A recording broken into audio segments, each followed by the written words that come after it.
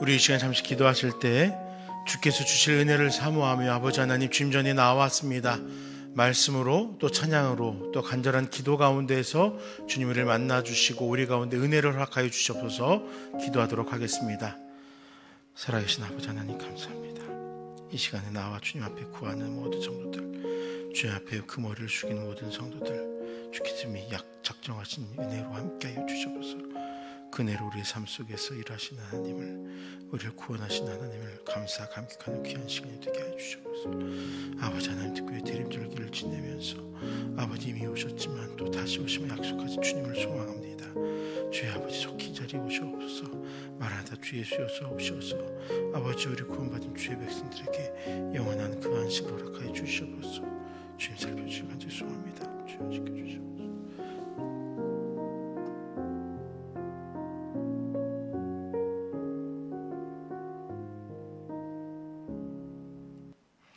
살아계신 아버지 하나님 감사합니다. 이 시간 마음을 다하여 주님을 예배하기를 원합니다. 특별히 주님께서 이 땅에 오셨고 또 이 땅에 다시 오신다고 약속하신 그 예언된 말씀을 따라서 주님을 기다리며 예배하는 시간을 보내기를 원합니다. 함께하여 주시옵소서. 우리 가운데서 주님께서 우리의 인생 가운데 허락하신 놀라운 사랑, 구원을 감사하고 감격하는 시간 되게 하옵소서. 예수 이름으로 기도드립니다. 아멘. 우리 함께 찬양하도록 하겠습니다. 언제나 내 모습 너무나 부끄러워. 함께 찬양 드리겠습니다. 언제나 내 모습 너무나 부끄러워. 무릎으로 주님께 기도로 가오니 나 홀로 서 있는 죽은 내 영 깨우사 주님만 나를 세워 내 영 살게 하소서. 주님 내 안에, 주님 내 안에, 내 안에 계시고 주님 내 안에, 주님 내 안에 나를 세워주소서. 주님 내 안에, 주님 내 안에, 주님 내 안에, 내 안에 계시고 주님 내 안에, 주님 내 안에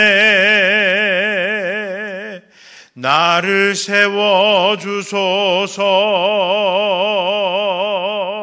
주 예수 사랑 기쁨 내 마음속에, 내 마음속에, 내 마음속에 주 예수 사랑 기쁨 내 마음속에, 내 마음속에 있네. 나는 기뻐요, 정말 기뻐요. 주의 사랑 기쁨 내 맘에.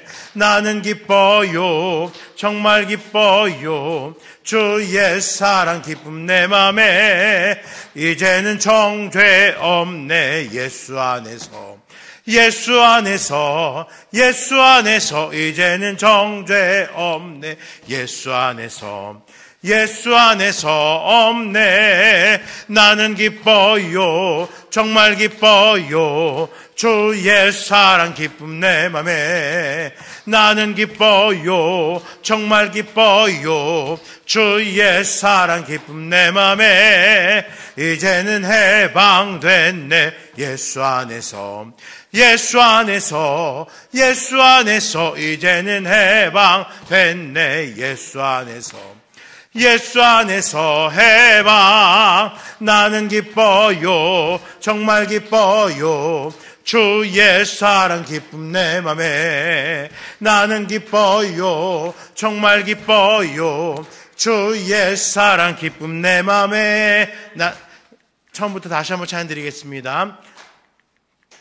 주 예수 사랑 기쁨 내 마음속에 내 마음속에 내 마음속에 주 예수 사랑 기쁨 내 마음속에 내 마음속에 있네. 나는 기뻐요 정말 기뻐요 주의 사랑 기쁨 내 맘에. 나는 기뻐요 정말 기뻐요 주의 사랑 기쁨 내 맘에. 이제는 정죄 없네 예수 안에서 예수 안에서 예수 안에서. 이제는 정죄 없네 예수 안에서 예수 안에서 없네. 나는 기뻐요 정말 기뻐요 주의 사랑 기쁨 내 맘에. 나는 기뻐요 정말 기뻐요 주의 사랑 기쁨 내 맘에. 이제는 해방됐네 예수 안에서 예수 안에서 예수 안에서. 이제는 해방됐네 예수 안에서 예수 안에서 해방. 나는 기뻐요 정말 기뻐요 주의 사랑 기쁨 내 맘에. 나는 기뻐요 정말 기뻐요 주의 사랑 기쁨 내 맘에. 나는 기뻐요 나는 기뻐요 정말 기뻐요 주의 사랑 기쁨 내 맘에. 나는 기뻐요 정말 기뻐요 주의 사랑 기쁨 내 맘에. 기쁘다 구주 오셨네 만 백성 맞으라. 온 교회여 다 일어나 다 찬양하여라 다 찬양하여라 다 찬양하여. 기쁘다 기쁘다 구주 오셨네 만 백성 맞으라.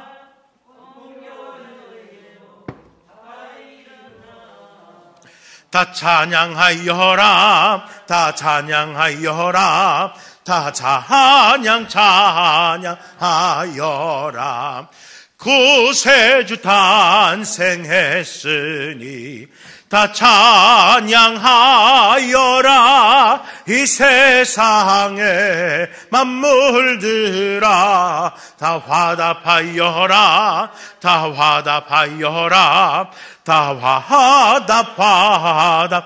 화답하여라. 온 세상 죄를 사려 주 예수 오셨네. 죄와 슬픔 몰아내고 다 구원하시네 다 구원하시네 다 구원하시네. 은혜와 진리 되신 주 다 주관하시니 만국 백성 구주 앞에 다 경배하여라 다 경배하여라 다 경배하여 다 경배하여라 다 경배하여라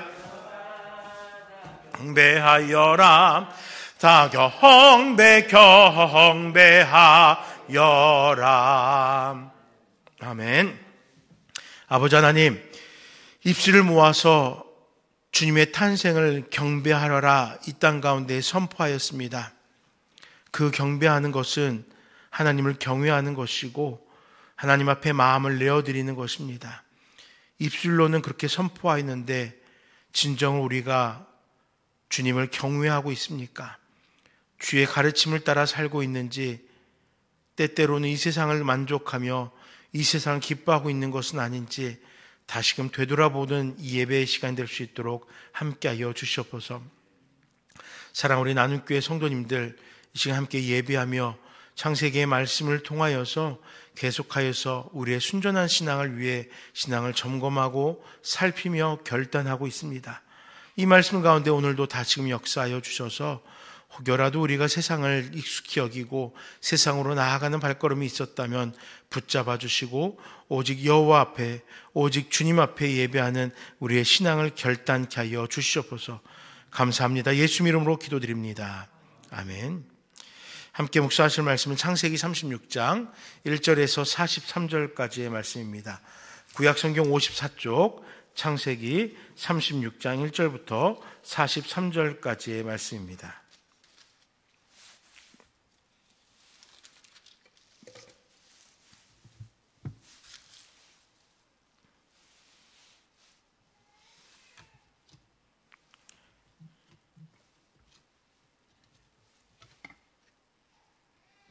함께 창세기 36장 1절부터 한 절씩 교독하겠습니다.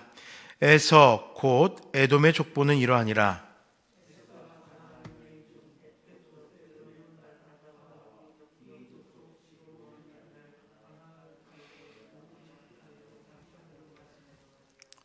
또 이스마엘의 딸 느바요의 누이 바스맛을 맞이하였더니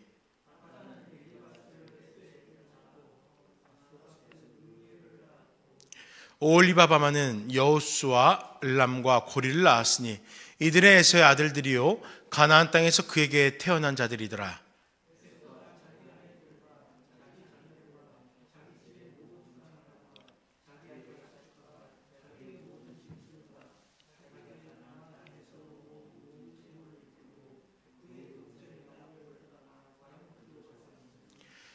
두 사람의 소유가 풍성하여 함께 거주할 수 없음이로라. 그들이 거주하는 땅이 그들의 가축으로 말미암아 그들을 용납할 수 없었더라. 세일산에 있는 에돔 족속의 조상 에서의 족보는 이러하고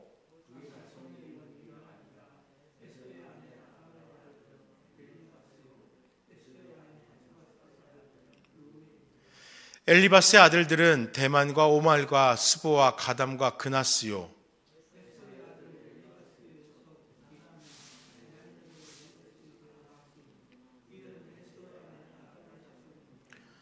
르우의 아들들은 나핫과 세라와 삼마와 마사니 이들은 에서의 아내 바스맛의 자손이며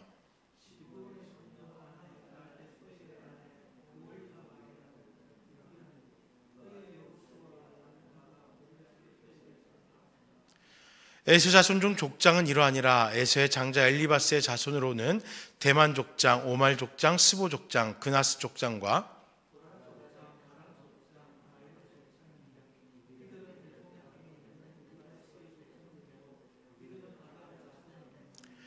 에서의 아들 르우엘의 자손으로는 나핫 족장, 세라 족장, 삼마 족장, 미사 족장이니 이들은 에돔 땅에 있는 르우엘의 족장들이요 이들은 에서의 아내 바스바세의 자손이며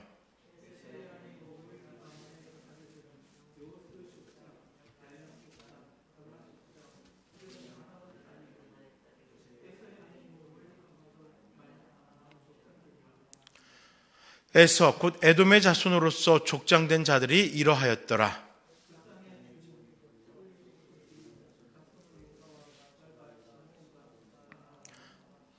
디순과 에셀과 디산이니 이들은 에돔 땅에 있는 세일의 자손 중 호리 족속의 족장들이요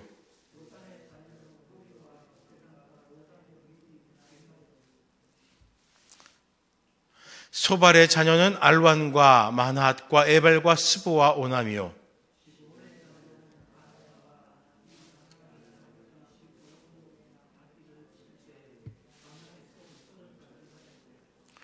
아나의 자손은 디손과 오홀리바바니 오홀리바바는 아나의 딸이며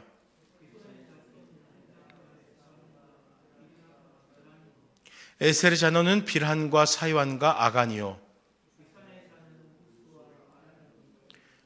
호리 족속의 족장들은 곧 로단 족장, 소발 족장, 시브온 족장, 아나 족장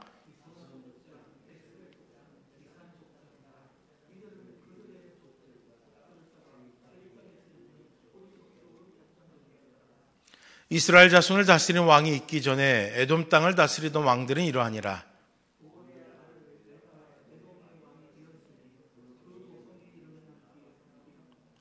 벨라가 죽고 보스라 사람 세라의 아들 요밥이 그를 대신하여 왕이 되었고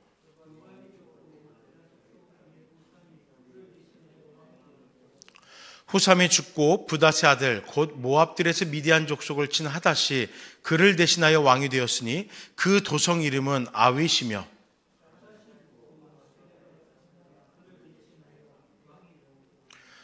삼라가 죽고 유브라데 강변 르호봇의 사울이 그를 대신하여 왕이 되었고,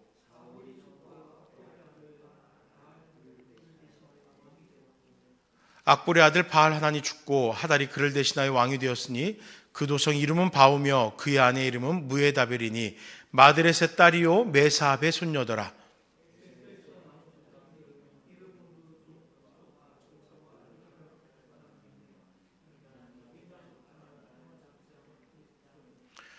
오홀리바마 족장, 엘라 족장, 비논 족장, 막디엘 족장, 이람 족장이라. 이들은 그 구역과 거처를 따른 에돔 족장들이며 에돔 족속의 조상은 에서더라. 아멘. 오늘 이 시간에 이렇게 알지 못하는 수많은 사람들의 이름을 가지고 오늘 이 창세기 36장의 말씀을 좀 살펴보려고 합니다. 아마도 우리 신앙의 족보를 기록한다면은 오늘의 족보와 비슷한 내용들이 다수 발견되게 될 것입니다.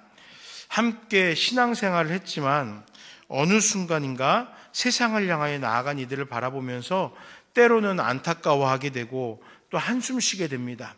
눈물 흘리며 그들과 함께하지 못하고 있는 지금의 모습에 마음의 안쓰러움을 느낄 수도 있을 것입니다. 본문을 살피면요, 에서의 자손들이 소개됩니다. 이삭과 아브라함의 바램과는 달리 에서는 가나안 여인을 아내로 삼았다는 것을 발견하게 됩니다.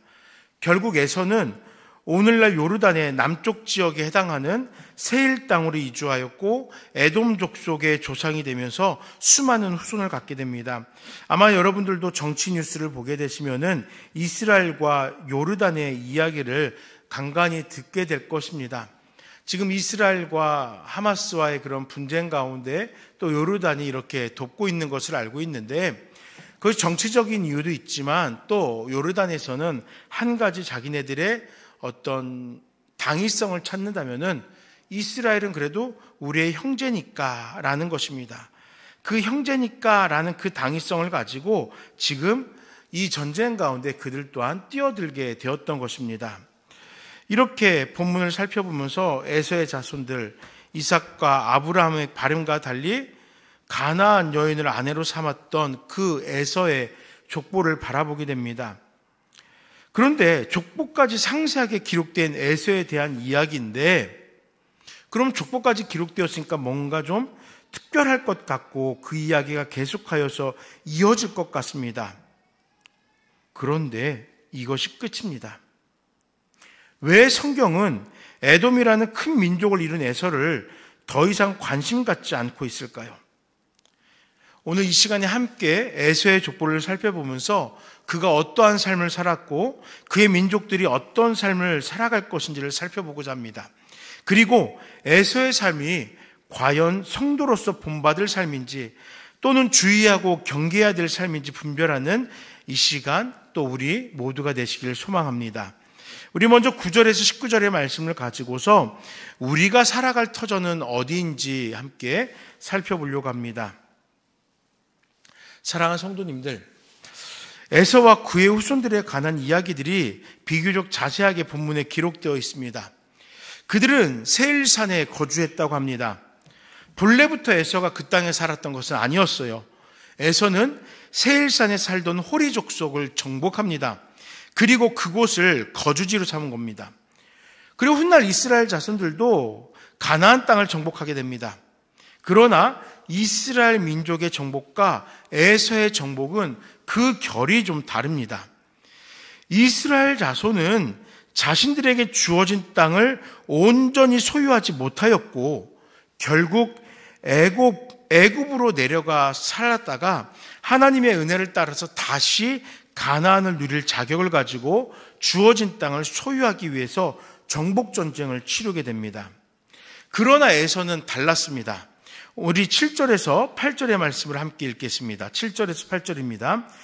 두 사람의 소유가 풍부하여 함께 거주할 수 없음이로라. 그들이 거주하는 땅이 그들의 가축으로 말미암아 그들을 용납할 수 없었더라.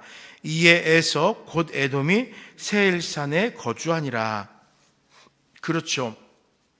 스스로가 가나안에 머물기를 포기하였습니다. 에서 스스로가 가나안을 떠났다는 거예요. 여러분, 에서도 비록 장자로서의 축복을 받지 못하였지만 그 역시도 아브라함의 후손, 택함 받은 자입니다. 분명히 에서 역시도 아브라함의 후손, 이삭의 후손이기에 소유를 명령받고 허락받은 가나안을 사모해야 됩니다. 그 땅에 머물러야 되는 것이 맞는 것입니다. 그러나 에서는 스스로 판단하기에 나는 장자권도 없고 나는 축복도 받지 못하였고 야곱과 함께 가나안을 소유할 수 없다라고 여기고 장자인 야곱에게 가나안을 내어주고 이주했던 것입니다. 왜 에서는 이렇게 쉽게 가나안을 포기한 것일까요? 자기가 나고 자란 땅이에요. 아내들도 가나안에 거주하는 이방 여인들이었습니다. 가나안이 그들에게는 살기 좋은 땅입니다. 살기 쉬운 땅입니다. 그런데 왜 가나안을 야곱에게 이토록 쉽게 내어주었던 것일까요? 앞서 말씀드렸듯이 야곱이 장자로 세움을 받았기 때문이기에 에서는 당연히 야곱에게 가나안이라는 이 소유를 이양하는 것입니다. 내가 누릴 수 없는 것이기에 야곱, 너가 다 누려야 돼. 이런 의미를 나타낸 것입니다. 그래서 6절에 이렇게 말씀합니다. 에서가 자기 아내들과 자기 자녀들과 자기 집의 모든 사람과 자기의 가축과 자기의 모든 짐승과 자기가 가나안 땅에서 모은 모든 재물을 이끌고 그의 동생 야곱을 떠나 다른 곳으로 갔다라고 말씀하는 것입니다. 이곳은 이제 이 땅을 누릴 자격이 없다고 생각한 자신의 땅은 아니다라는 것이죠. 얼마든지 야곱과 더불어 살아갈 수도 있습니다. 야곱의 축복 그 그늘 아래에서 장자의 축복이 흘려보내는 그러한 거룩한 축복들을 누릴 수 있습니다. 그러나 에서는 그 축복을 거부한 것이에요. 물론 지금 성경에 나와 있지 않지만 만약 나라면 어땠을까? 만약 내가 에서의 입장이라면 어땠을까? 한번 생각해 보았습니다. 충분히 이해는 되더라고요. 사실 이게 내 거잖아요. 그런데 내 거가 이제 내 거가 아닌 거예요. 원래는 내 거여야 되지만 이것을 내가 소유할 자격이 없습니다. 그러니까 그곳에 머무르면서 그 소유권을 가진 동생에게 그 땅의 축복을 누린다? 이거 인간의 마음으로는 자존심 상할 수 있고 그런 말 있잖아요. 배알이 꼴릴 것 같아요. 견디지 못할 것 같아요. 충분히 이해는 됩니다. 그 축복을 그래서 거부한 것입니다. 그런데 이게 이렇게 그 축복을 거부하는 것이 에서에게는 어려운 일이 아니에요. 왜냐면요, 이미 이방의 문화가 익숙해져 있거든요. 게다가 지난 시간 풍요를 누릴 만큼 커다란 재산을 소유했거든요. 하나님이 이스라엘 자손의 족장인 야곱을 통하여 흘려주실 그 축복, 그게 얼마나 될지 모르지만 이미 에서는 이 세상에서 세상의 방법으로 나름 꽤 괜찮은 삶을 살게 된 것입니다. 그렇기 때문에 이방으로 나아가는 것이 에서의 삶에서는 그리 나쁜 선택이 아니고 그리 어려운 선택이 아니었던 것입니다. 여러분, 세상 문화가 익숙해지면 이렇게 되더라고요. 아주 작은 세상 문화 하나가 커다란 세상 문화를 받아들이는 디딤돌이 되어버리는 것입니다. 에서가 가나안 여인을 되수리지 않게 택하여 혼인을 했잖아요. 창세기 28장 6절에 보니까 에서가 본즉 이삭이 야곱에게 축복하고 그를 밧다마 아람으로 보내어 거기서 아내를 맞이하게 하였고 또 그에게 축복하고 명하기를 너는 가나안 사람의 딸들 중에서 아내를 맞이하지 말라 하였고 라고 기록하고 있거든요.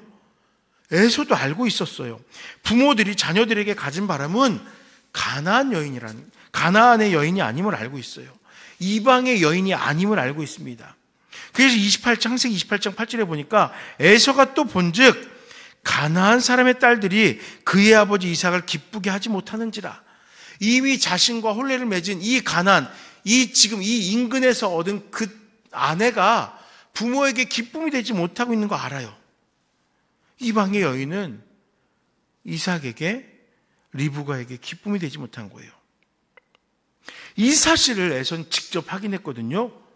그런데도 불구하고 에서는 반복해서 리브가가 야곱을 라반에게로 보내는 것을 보면서도 자신은 또다시 이방 여인을 아내로 맞이하는 것입니다. 이미 물꼬가 트인 거예요. 세상 문화를 받아들일 물꼬가 이미 트였기 때문에 그가 세상을 향하여서 세상을 선택하고 세상을 받아들이고 세상으로 나아가는 것이 어려운 일이 아니라는 것입니다. 그리고 이제 세상 문화를, 세상을 자신의 삶에 거리낌 없이 받아들였습니다. 이제는 이방 땅 세계를 정복하여서 자신의 터전으로 삼았습니다. 하지만 한 가지 의외의 사건, 의외의 반전을 만나게 됩니다.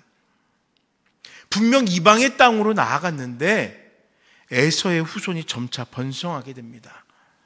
우리의 생각에는 세상으로 나간 에서의 인생이 고달프고 힘들어할 것 같습니다. 하나님이 그 인생을 축복하면 안 될 것 같아요. 이미 나가버렸으니까. 그런데 번창하고 있습니다.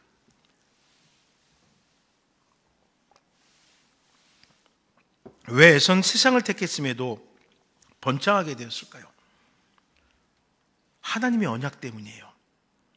창세기 25장 23절에 보니까 여호와께서 그에게 이르시되 두 국민이 내 태중에 있구나. 두 민족이 내 복중에서부터 나누이리라. 이 족속이 저 족속보다 강하겠고 큰 자가 어린 자를 섬기리라 하셨더라. 이렇게 예언되어 있습니다. 하나님은 에서와 야곱이 각각의 민족을 이루게 하실 것이라고 말씀하셨어요. 즉 수십 년 전 리브가의 태중에서 에서와 야곱이 자라나고 있을 때 주어진 예언이 훗날에 이루어지고 있는 것입니다. 그리고 그 말씀대로 이스라엘 민족과 또 에돔의 민족으로 각각 성장하게 된 것이에요. 하나님은 비록 에서는 택하지는 않았지만 그들의 삶까지도 지배하시고 복을 주셨습니다. 그러나 여기까지예요.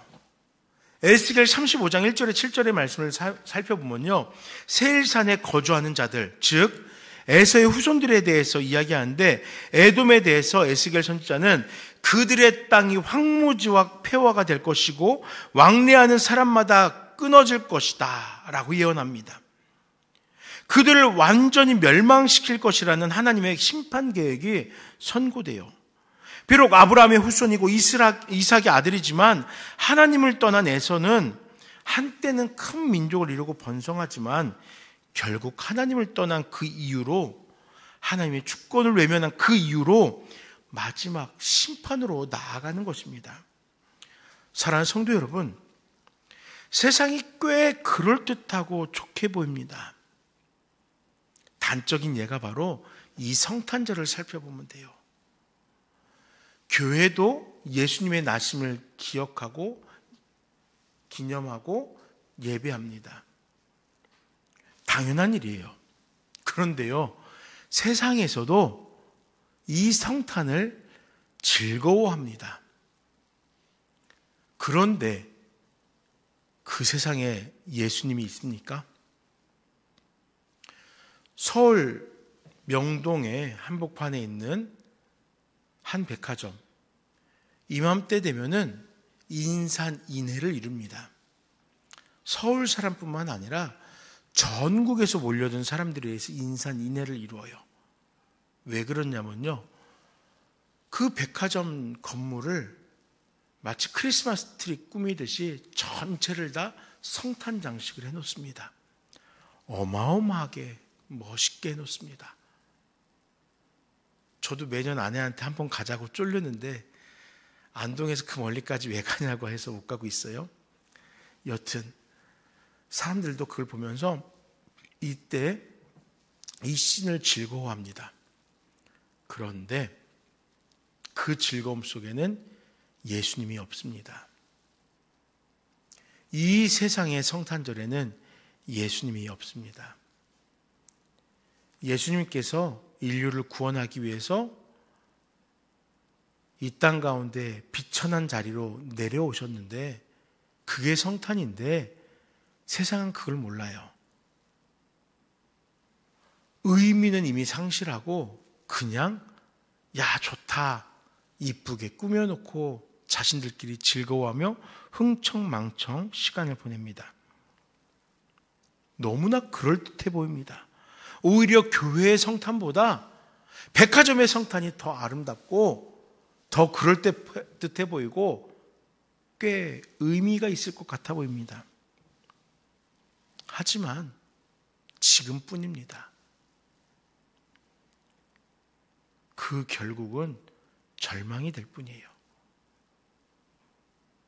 하나님의 도우심 없고 하나님의 은혜 없는 휘황찬란한 것들은 지금일 뿐이라는 거죠. 우리들은 성경의 교훈을 따라서 마지막이 무엇인지를 알고 있습니다. 하나님을 예배하며 주가 베푸신 구원을 믿음으로 마지막에 영생을 살게 될 것을 확신하고 있습니다. 반면에 세상은 평안을 줄 수 없습니다. 세상의 마지막은 영벌임을 기억해야 됩니다. 생명과 영벌, 축복의 땅과 이방 땅. 과연 우리가 살아갈 터전은 어디일까요? 우리는 어떤 곳을 선택해야 하겠습니까? 두 번째로 20절에 30절의 말씀을 가지고 무엇이 매력적이기에 그렇게 세상의 사람들은 세상으로 흘러가는 것인지 좀 살펴보려고 합니다. 여러분, 가나안을 둘러싼 드넓은 지역 가운데에서 에서가 세일 땅을 택하게 된 이유가 무엇일까요? 아마 그 땅을 잘 아는 누군가가 에서 곁에 있었을 것 같아요. 누구냐면요, 에서의 아내 오홀리바마예요. 그리고 또 에서의 아들 엘리바스의 첩 딥나가 바로 세일 땅에 거주하던 호리족 속의 사람들이었습니다. 때문에 20절 이하에서는 세일 땅에 거주하던 호리족 속 세일의 자손들이 나열됩니다. 그 이유가 뭐냐면요, 에서가 이 세일 땅에서 호리족 속의 사람들과 통혼하죠. 그러면서 그들과 함께 머물면서 동화되어 버리기 때문이에요. 즉 이방 민족과 한 민족을 이루게 되었던 것입니다. 어떤 매력이 있었기에 에서는 하나님의 택함받은 그 은혜를 저버리고 세상의 민족이 되어버렸던 것일까요? 에서에게 아브라함의 자손을 벗어난 다른 세상, 이방은 어떤 매력이 있었기에 가나안에 이미 머물렀던 이방족 속의 여인들과 결혼하였고 그들의 문화를 받아들였고 더 먼 곳까지 왕래하며 통혼을 하고 완전히 세상으로 나아간 것이냐고요. 성경을 찾아 읽어보면은 에서가 세상을 따르게 된 특별한 세상 매력을 찾을 수가 없습니다. 호리의 자손들 중에서 이렇게 이야기를 보니까 광야에서 물을 발견한 자가 잇따르더라. 즉 광야 가운데서 오아시스를 발견한 그 족속을 지탱할 수 있는 그 물을 발견한 자가 있더라. 이거 말고는 특별한 것이 기록된 게 없어요. 도대체 무엇 때문에 이 세상을 택한 것일까? 무슨 유혹의 거리가 있었기에 찾아보지만 찾을 수가 없습니다. 매력이 발산되지 않아요. 발견되지 않아요. 그런데 여러분, 세상이 일반적으로 그런 것 같더라고요. 무엇인가 대단히 특별하고 매력적인 모습으로 우리를 유혹하지 않습니다. 그냥 비슷해요. 다만 우리가 그곳에 발을 한 걸음 들여놓으니까 그때부터는 무섭도록 우리의 발걸음을 잡아당기는 흡입력이 있어요. 그때부터 우리의 문화가 그들의 문화와 다를 바 없다라고 끊임없이 가모니설로 유혹합니다. 대단한 것을 보여주면서가 아니라 그저 내가 이미 발걸음을 들여놓았기 때문에 그들의 말이 그럴듯하게 들리고 나도 모르는 순간 그때부터 이 세상의 문화와 하나가 되고 우리의 삶이 세상의 삶과 통혼하게 되고 내 삶이 세상과 더불어 살아가게 되는 것이에요. 근데 여러분, 예가 있습니다. 우리 자녀들의 삶을 보세요. 그런 일들이 너무 마음 아프지만 진짜 신실하게 부모님과 함께 손잡고 나와 예배하던 자녀들이 어느 한순간 예배의 자리를 떠나는 모습을 보실 거예요. 그 아이의 삶을 잘 살펴보세요. 세상에서 대단한 것으로 그 아이를 유혹하지 않았습니다. 세상에서 그 아이가 그렇게 변할 만큼 엄청난 기쁨을 그 아이에게 제공한 것도 아니에요. 다만 그 아이가 살짝 한 걸음 세상에 발을 들여 놓았을 뿐입니다. 왜요? 우리가 이미 이 세상 속에 있기 때문에, 이미 그 아이들이 살아가는 그 자리가 세상과 접해 있기 때문이에요. 그런데 그 한 발자국 무섭게 빨려 들어갑니다. 마치 늪에 빠진 것처럼 감당할 수 없는 속도로 세상의 문화 속으로 빨려 들어갑니다. 그렇게 그 아이가 예배의 자리를 떠납니다. 다행인 것은 하나님은 그를 기억하시고 부모의 눈물을 기억하시기에 때로는 1, 2년, 때로는 10년, 때로는 30년, 40년 시간이 지날지라도 그를 부르시죠. 그런데요, 에서는 그러지 않았습니다. 에서가 세상을 향해 걸어갔습니다. 그리고 세상이 주는 부유함을 누려요.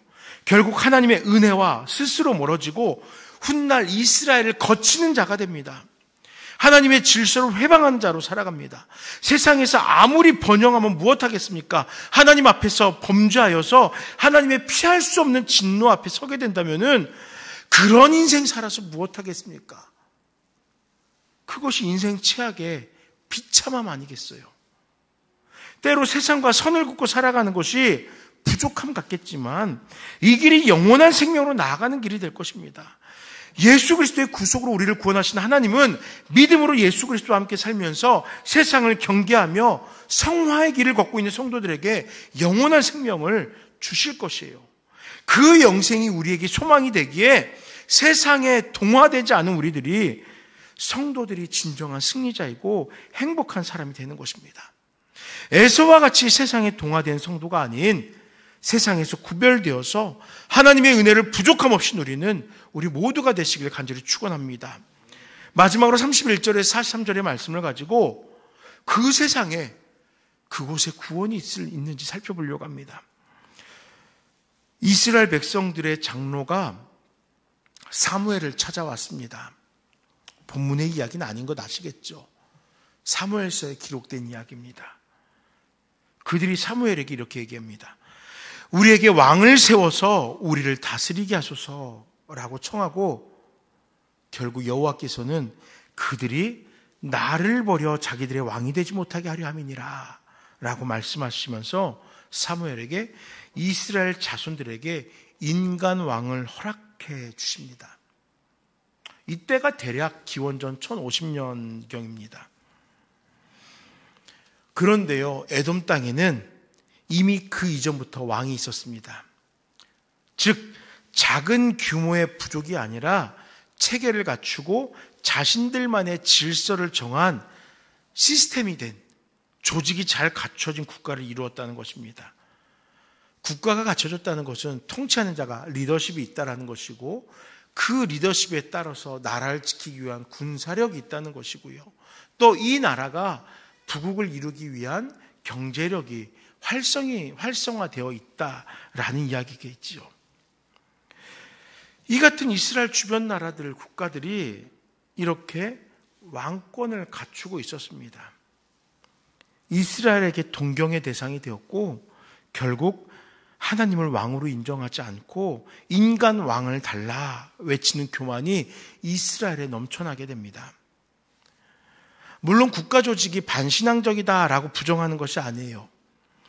때때로 세상의 문화가 우리가 살아가는 그 삶의 문화보다 한 발 앞서 죄악된 모습을 취합니다.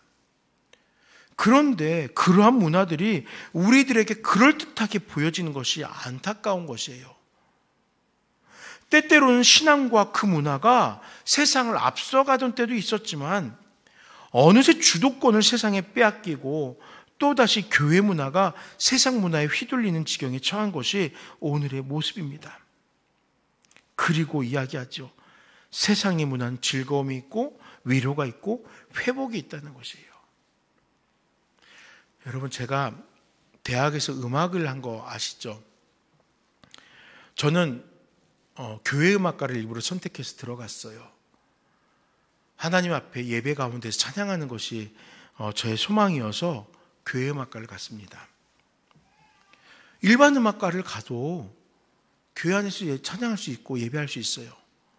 그런데 왜 교회 음악과를 갔냐면요, 제 딴에는 더 구별되기 위해서였어요.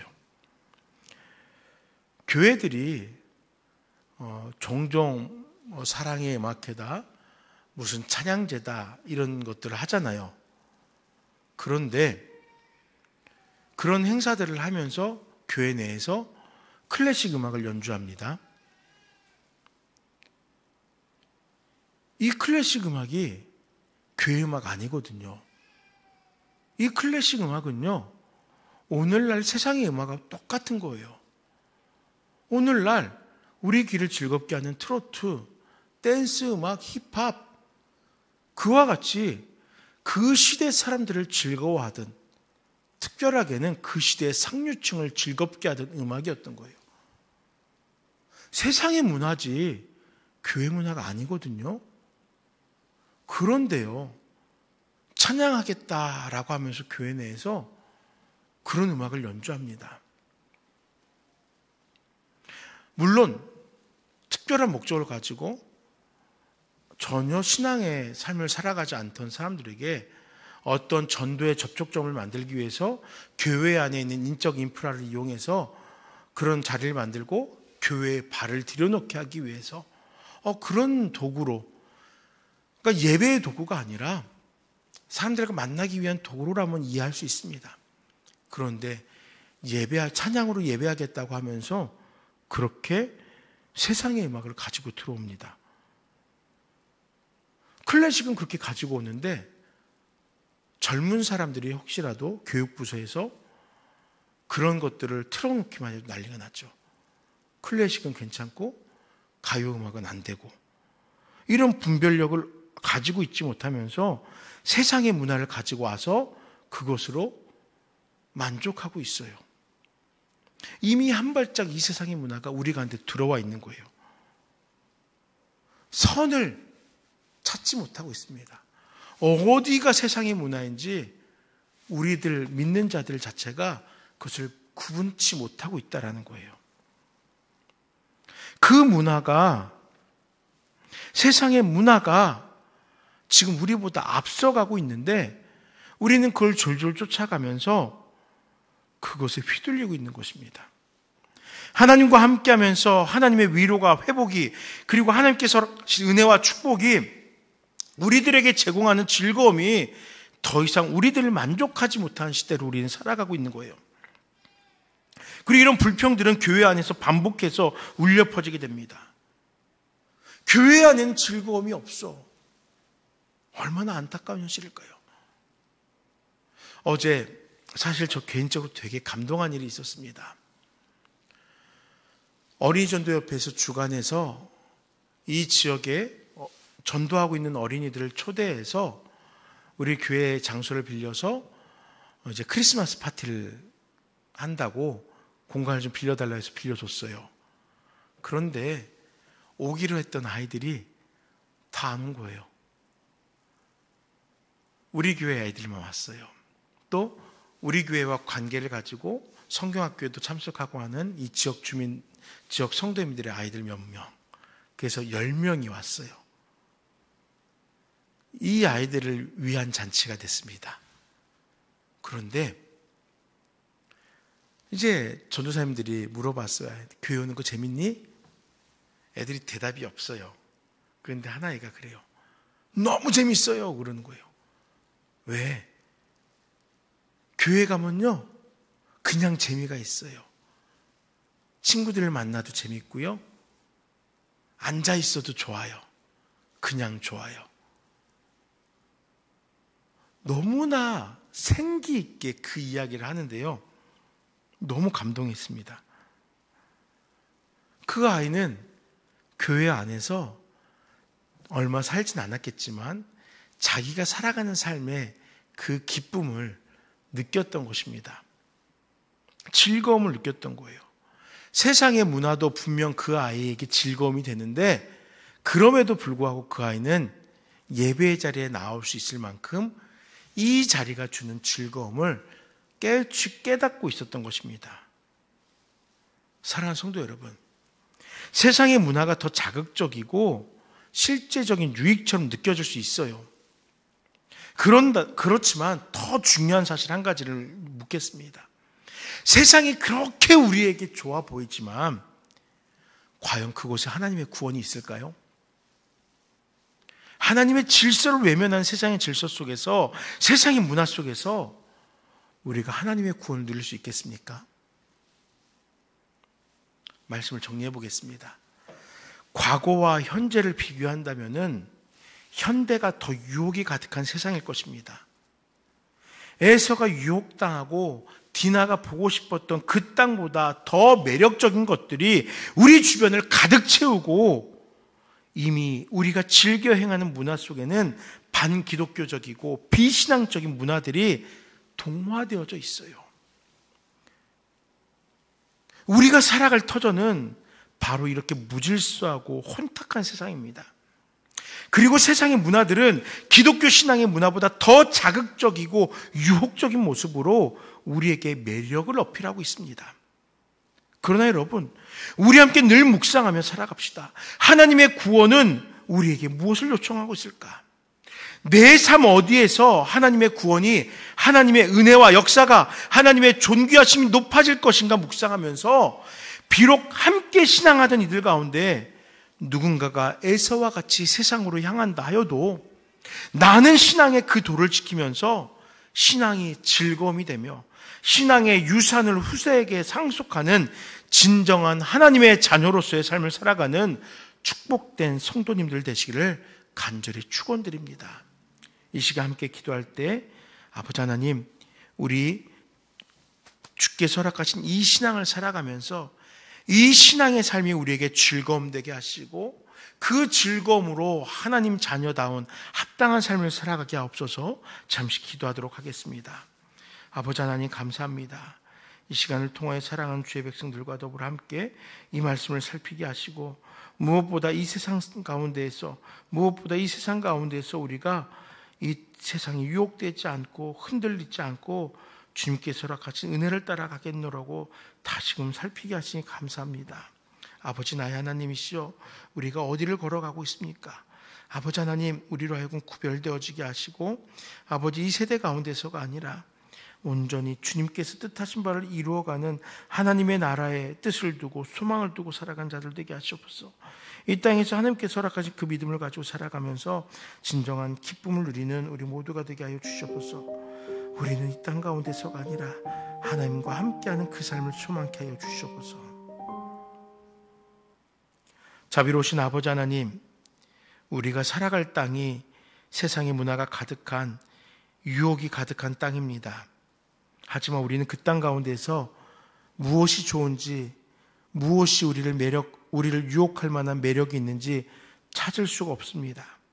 우리 그곳에 발을 두지 않게 하시고 구원이 있는 여호와의 품 안으로, 우리 주님의 그 구속하심 앞으로 나오게 하시고, 아버지, 신앙을 즐거워하며 예배하는 것이 우리에게 기쁨과 감사되고 그 말씀의 도를 따라 살아가는 것이 우리에게 꿀맛이 되게 하셔서 하나님의 자녀다운 삶을 살아가는 우리 인생들 되도록 함께하여 주시옵소서. 예수 이름으로 간절히 기도드립니다. 아멘. 우리 함께 찬송가 126장 찬양하도록 하겠습니다. 전사 찬송하기를 거룩하신 구주께 영광 돌려보내세. 구주 오늘 나셨네. 크고 작은 나라들 기뻐 화답하여라. 영광 받을 왕의 왕 베들레헴 나신 주 영광 받을 왕의 왕 베들레헴 나신 주 오늘 나신 예수는 하늘에서 내려와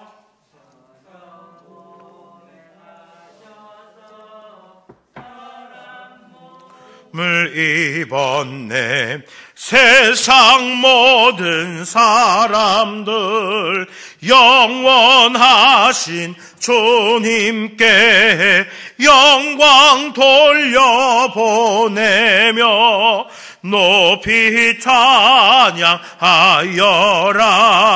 영광 돌려보내며 높이 찬양하여라. 의로우신 예수는 평화의 왕이시고 세상 빛이 되시며 우리 생명 되시네. 죄인들을 불러서 거듭나게 하시고 영생하게 하시니 왕께 찬양하여라. 영생하게 하시니 왕께 찬양하여라. 아멘. 아버지 하나님, 우리를 주님의 도를 따르는 성도로 불러주시고 우리의 삶이 하나님께 허락하신 그 놀라운 은혜와 역사를 기뻐하며 감사하는 신앙을 하게 하신 것 감사합니다. 아버지 하나님, 이 세상에 만족하는 신앙이 아니라 이 세상 가운데 구별되는 신앙을 살아가게 하시고 이 세상에 영향력을 끼칠 수 있는 성화의 삶을 살아가는 우리 모든 나눔교회 성도님들 되게 하시옵소서. 하나님의 자녀답게 성도답게 그 믿음 속에서 즐거워하며 그 믿음 속에서 감격하는 하나님만을 바라보고 살아가는, 하나님께 푹 빠져 살아가는, 주께서 행하신 그 구속의 은혜로 인하여 기뻐하며 감격하며 살아가는 우리 모든 성도 되게 하여 주시옵소서. 감사합니다. 예수 이름으로 간절히 기도드립니다.